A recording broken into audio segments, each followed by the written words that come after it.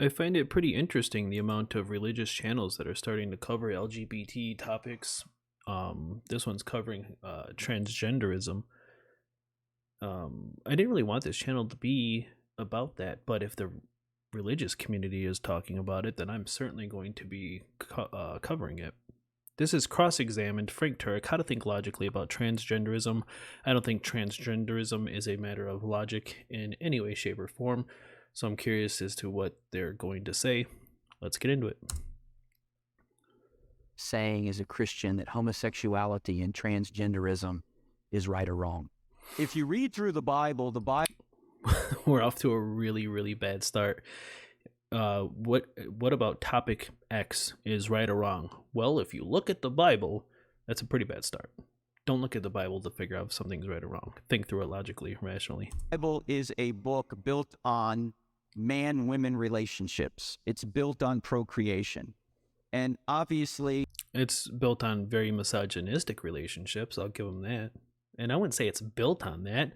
I mean, Genesis, Adam and Eve, they didn't come through procreation. Jesus himself didn't come through procreation. I wouldn't say it's built on that at all, but there's a lot of misogyny in there.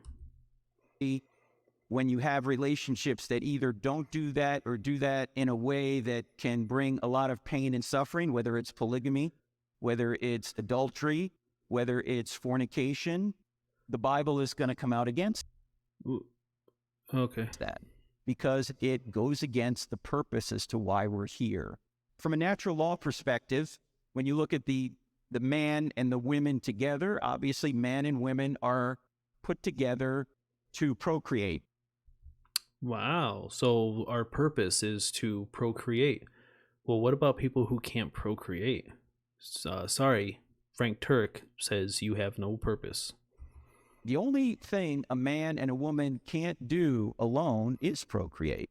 Yet. We need one another in order to procreate. So the Bible and even natural law points to the fact that nature points to the fact that the man-woman relationship is the ideal. One quick thing about Give me one good reason why I should care about what the Bible points to as the ideal.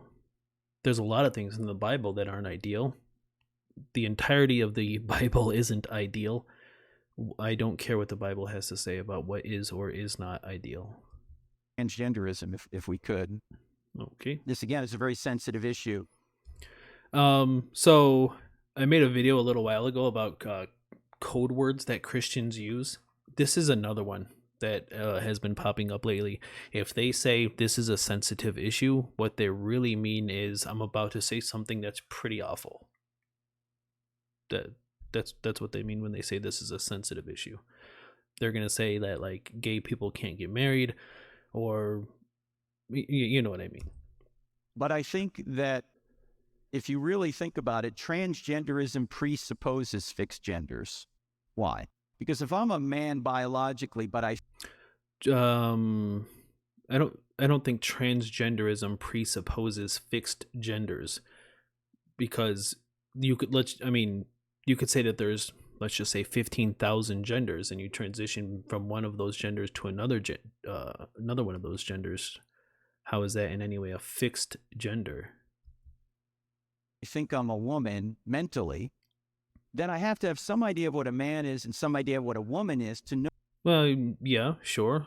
In our society, in our culture, in our time, there's certain ideas of what a man is and what a woman is. I think the entire concept of gender is stupid and should be done away with. But that's the ideal. Well, we don't live in the ideal, and right now we have issues where people don't feel like they match up with the gender that is culturally accepted, so they transition to a different gender. What's the problem? No, there's a difference. No, there's a mismatch. And I also have to have some idea of what a man is and some idea of what a woman is to want to make the so-called transition. Sure. Because if gender is completely fluid, transgenderism would make no sense at all. Do you see the point? No. And one Not of even the a little issues in the LGBTQ community right now is there's a bit of an eternal war going on between the L, the G, the B, and the T. Why? Because if the T has its way, if the T's have their way, there are no So an internal war between there's an internal war going on. It's just as much as there would be an internal war going on in Christianity, where like the Protestants and the Catholics, all these different denominations of Christianity can't agree on how you should be saved, what Jesus is, the saints. There's so much disagreement within that community, but there's still a community. There's still the Christian community. I wouldn't call that there's a war going on, man. It's so bizarre that that Christians and primarily the right like to say that there's just a war on everything. The war on Christmas, the war on women. There's a war in the LGBT community. There's a war on just everything. I don't. Does it sell? Does it get more clicks and views when you say that the war on Christmas or whatever? Anyway, let's keep going. genders, then the L, the G, and the B don't exist. What? Because how can you be gay, lesbian, or bisexual if there are no genders? Well, I mean, you could still be gay even if there were no genders. You could still be gay, because if you were a biological male and you are attracted to a biological male, regardless of how their gender presentation is, if you're attracted to them, I would still consider that you would be gay. I mean, even if the male that you were attracted to was like full on transitioned, maybe you just like, that's just the genitalia that you prefer. I have no idea why he's saying this. Where is he getting this from? If you are a biological male and you are attracted to a biological male, I would say that you're probably homosexual. If you are a biological female attracted to a biological female, you are probably homosexual. I mean, you still exist. What do you mean? Presupposes genders. Well, it presupposes sex, not really gender. In fact, even the feminists are concerned about this. Why? Because if there are no genders, there are no women. No, nobody. Okay, wow. Frank is the one that's saying there are no genders. He just said, well, if the transgender people are saying there's no genders, well, then there's no such thing as women. But that's not what the transgender people are saying. If they were saying that, then how could they possibly be transgender? Frank just created a problem and then created another problem based off of that original problem that he created that doesn't actually exist in the first place. There's two problems. Frank just presented a dilemma, a fake dilemma based on a fake dilemma that he just created right now. And if there are no women, there are no women's rights, which is why J.K. Rowling, the author of the Harry Potter series, is sticking. I will agree with Frank Turek. If there are no women, then there are no women's rights. If there are no humans, there are no human rights. If there are no crocodiles, there are no crocodile rights. If there are no flibbeljilbs, there are no flibbeljilb rights. I agree. But there are women, and we do have women's rights, so I don't know what he's talking about. To her position that if you're going to say gender is fluid, you've just ruled women out of existence, and she won't stand for that. Guess what? She's right. Nobody's ruling women out of existence. And why is he saying women?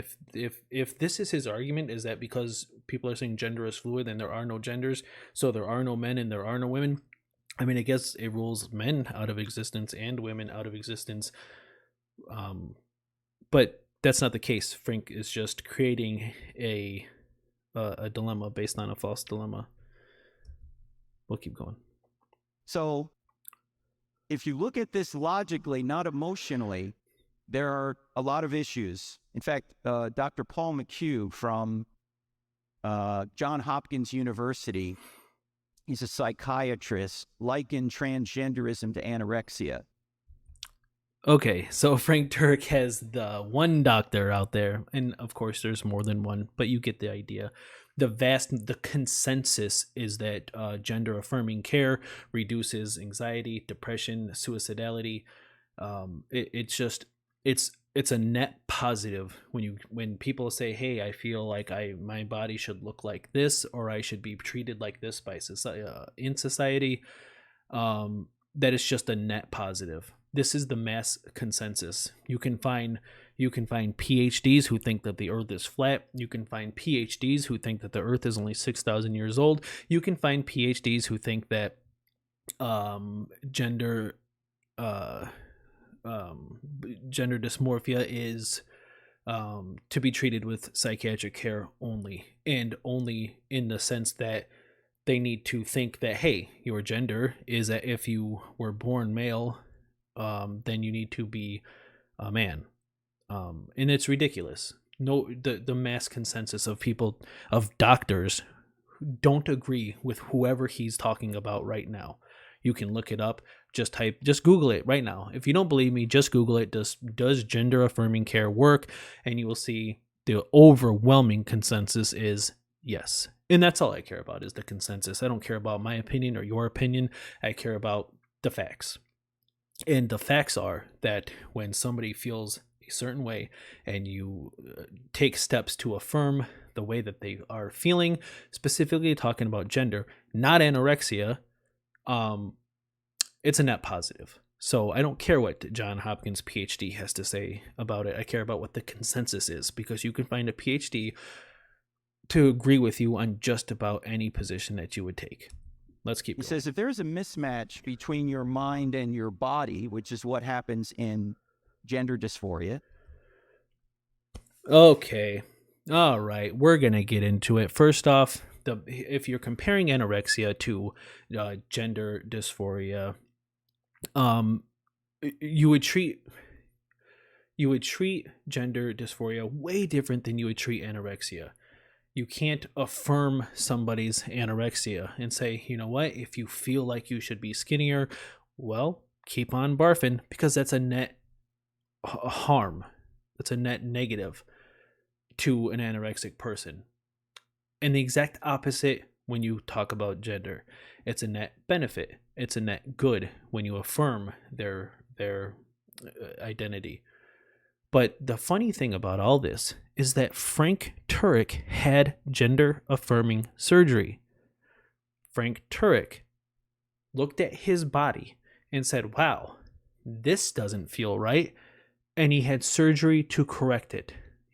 Frank Turek feels that men should not have breasts. Frank Turek had breasts. Frank Turek had those removed. Why? Name one benefit to having a breast reduction as a male. Name one. Well, I can think of one. You don't think that men should have breasts. So he had them removed. His gender identity is man. He had women breasts, so he had them removed to feel more like a man. Frank Turek had gender affirming surgery.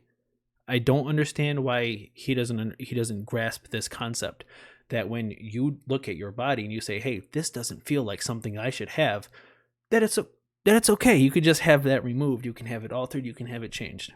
It's totally cool. But Frank Turek didn't want to walk around with breasts anymore because he thought breasts were for women. Unless there was like maybe he had breast cancer and that's why he got them removed, but that's not the case. We all know it's not the case. Frank Turek didn't like the fact that he had breasts, so he got them removed. He had gender affirming care. He gets it. He just has to pretend not to, is my best guess. Anyway, let's keep going. And what also happens in anorexia, we don't try and affirm the person's psychological state. We tell them that their psychological state doesn't align with reality. True, but we're not talking about anorexia. We're talking about gender identity.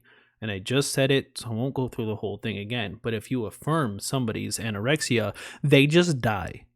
Whereas if you affirm somebody's gender, they just live better lives. Dude, that's the difference. That's the massive. Okay, let's keep going.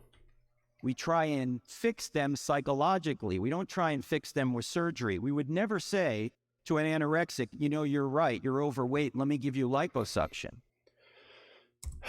Okay, there's only roughly 20 seconds left of this video. And if you think that what Frank Turek just made was a good argument, then answer this question, maybe these questions. Why would you not tell somebody who's anorexic that they need liposuction? Think about why you wouldn't do that. What are the consequences? What are the benefits? What is the harm? What is the good? And then do the same thing with gender affirming care. What is the harm? What is the good? And don't just think about it. Look it up. Look it up and see what the facts say, and see if the answers that you had align with the facts, align with the medical professionals, align with the consensus. And you will see the difference between anorexia and gender identity. Just look it up. Answer the question first, and then look it up to see if your answers align with the consensus. Let's keep going. Let's finish this up. We would say no, that would be harmful. If there is a mismatch. Okay, so he did answer it. He would say no, that would be harmful. And he's right. That would be harmful.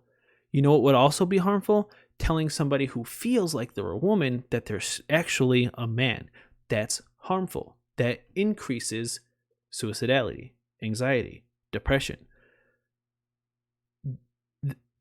He answered the question. I mean, I don't okay. That's between your mind and your body. You fix that problem with psychiatry. You don't fix a mental issue with surgery. Yet that is what many in our culture want to do. Oh boy, you don't fix a mental issue with surgery. Sure. I don't think you could ever fix a mental issue with surgery. But we're not talking about anorexia or schizophrenia or like bipolar. There's all these things, but you can fix them with medicine. Well, you can at least help to fix them with medicine if you have anxiety.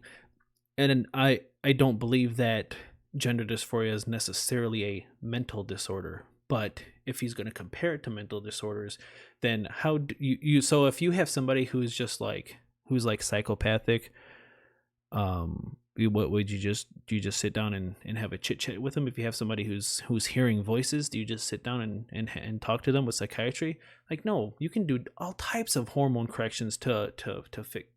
All right, I'm not getting into the weeds with all that. We're gonna end this video. I just think it's really bizarre that somebody who had gender affirming care, who had gender affirming surgery, not just a social recognition, but he had surgery done because his mind did not match up with his breasts.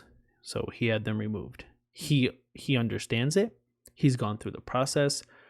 So when your mind doesn't match up with your body, Frank Turek, it's okay for him to have surgery, but apparently it's not okay for other people. Anyway, all right, we're gonna wrap it up.